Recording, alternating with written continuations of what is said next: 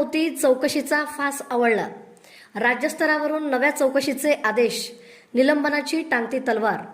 सोलापूर जिल्हा आरोग्य विभागातील आर्थिक कारभार पुन्हा एकदा वादाच्या भोवऱ्यात सापडला आहे. जिल्हा लेखा व्यवस्थापक वैशाली थोरात यांच्या कामकाजाविरोधातील तक्रारींची गंभीर दखल घेत विभागीय चौकशी सुरू असतानाच आता राज्यस्तरावरूनही नव्या चौकशीचे आदेश देण्यात आले आहेत. तक्रारीनुसार रुग्णवाहिका चालकांचे वर्षभरापासून प्रलंबित वेतन, कंत्राटदारांची रखडलेली बिले, विविध देयकांमधील विलंब तसेच जाहिरात आणि प्रसिद्धीची देयकेही जाणून बुजून अदा न केल्याचे आरोप करण्यात आले आहेत. याशिवाय वरिष्ठांच्या आदेशांकडे दुर्लक्ष आणि अधिकारांचा गैरवापर केल्याचीही तक्रारी समोर आल्या आहेत.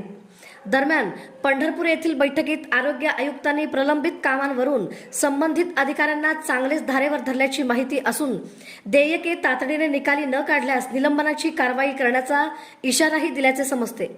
या प्रकरणाच्या चौकशीसाठी समिती नियुक्त करण्यात आली असून संबंधित नोटीस जिल्हा परिषदेचे मुख्य कार्यकारी अधिकारी कुशल जैन यांच्याकडे पोहोचवली आहे. या तक्रारींची गंभीर दखल घेत पुन्हा राज्यस्तरावरून चौकशी सुरू करण्यात आली आहे.